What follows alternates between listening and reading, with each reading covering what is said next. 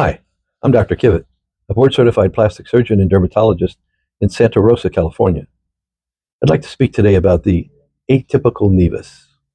Nevus is simply the fancy Latin term for mole, meaning the little growth that is on your skin, and atypical means irregular or not normal.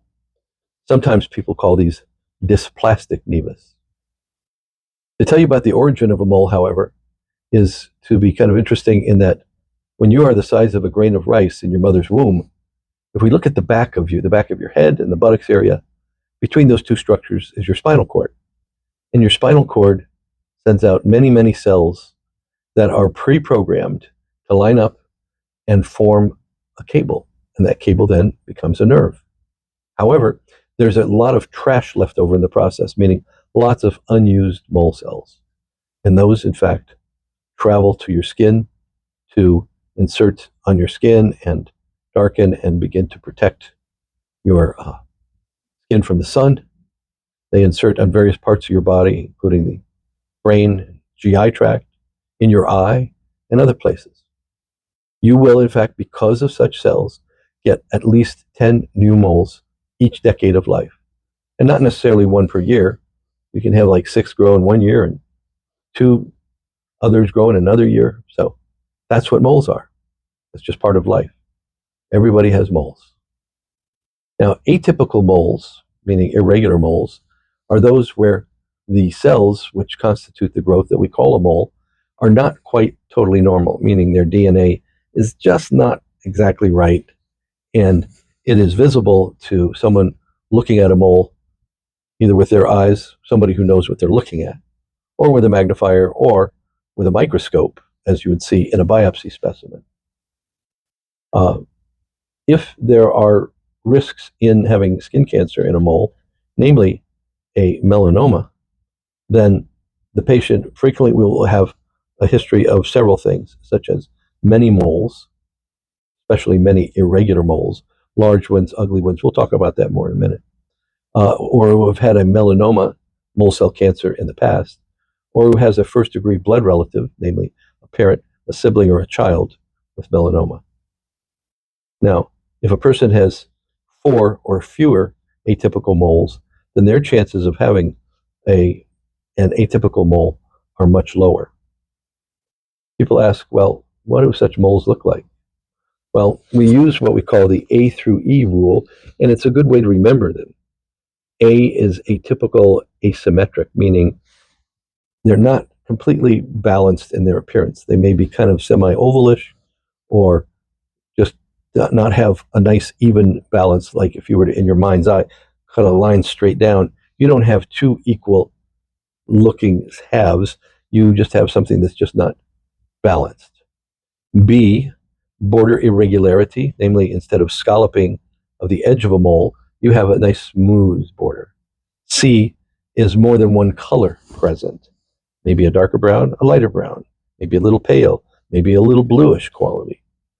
D is a mole that is around the diameter or larger of a pencil eraser as it's attached to the end of a pencil. And then E is an evolving lesion, meaning a spot that was normal a year before and now is not so normal. And in examining patients with these, a lot of times, since I've never seen the patient before, and including if the patient has never seen their own back before, which most all of us have not, then it's hard to know if there was a mole evolving or not. Not every irregular mole needs to be treated, but those that have a certain level of departure, difference away from a more normal looking mole, really deserve to have a biopsy and have a microscope, see if there's anything in there that has an actionable change. If you have a mole which is itching or burning, if you see a rapid growth in it, if it has been there a long time and is flat, and then suddenly now starts growing outwardly, these are some changes that deserve to be dealt with.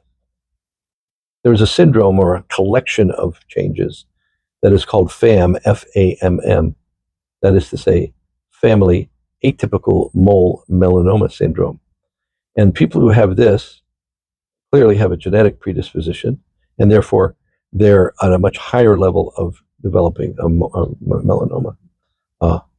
If you have a first-degree relative, like a parent, a brother or sister or a child, or a second-degree relative, like a grandparent or an uncle or aunt who has had melanoma, and if you have many moles, say more than even 100, and some of those are irregular appearing and with lots of variation in size from tiny to very large, and that if those moles, one or two of those is biopsied, and you have some irregular changes under the microscope, then that is those collection of all those things is much more likely to demonstrate that you have that particular syndrome. Those people should have a full body skin examination by somebody qualified to study those about every 3 to 6 months, beginning at puberty. And then if moles appear stable and not growing, then you can have less frequent examinations. So what's nice is that if you can have an ophthalmologist look at you to make sure that none of those mole cells are in your eye, and if so, they're normal. And if you really don't have a reliable person to look at the moles and monitor them for changes over time, then it would be good to try to obtain those recordings. So a photo doesn't forget, but you can't remember. You may not even see your own back. I, as an examining doctor, won't remember 5 minutes later because I'm seeing people all day long. So do consider getting photography, not close up, but close enough to end up having to make about 40 photographs total, 40 in looking at all of your skin surface. And then each year, at the very least, on your birthday, take out the original pictures from whatever year you take them in and preserve them. Take out those original pictures and let them be a model for your skin. So anything that differs from the original pictures, it doesn't matter how it varies or differs. You don't make that decision. Let somebody like myself do it. Draw a circle around any of those moles that seem to be just a little different from when the original pictures were taken. And so that involves having us see your moles at first to get a baseline. And then if you come in with several moles that are circled and look odd to you and look different from before, then we'll look, make a decision, does this need a biopsy or can we watch it? Is it at all a problem? And so the beauty of doing it around the time of your birthday is that you'll remember it, for one.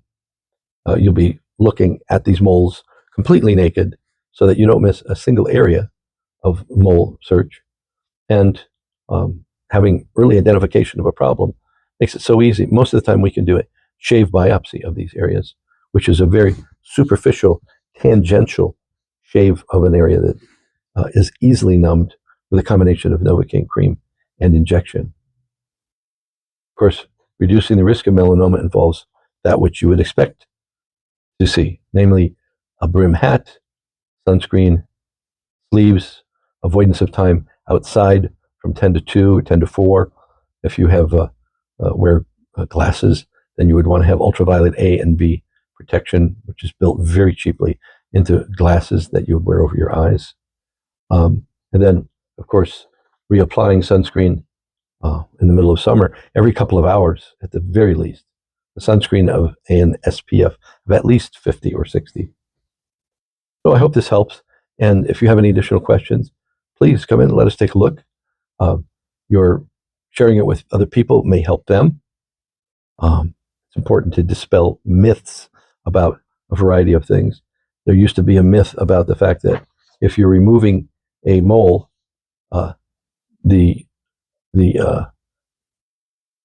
you somehow cause the mole to become cancerous, and that's just not true. It doesn't happen. If you like what we're doing with this, please tell your friends about it. Hit the like and subscribe to allow us to make more and more videos for people, and leave comments and questions. Thank you for listening. Take care.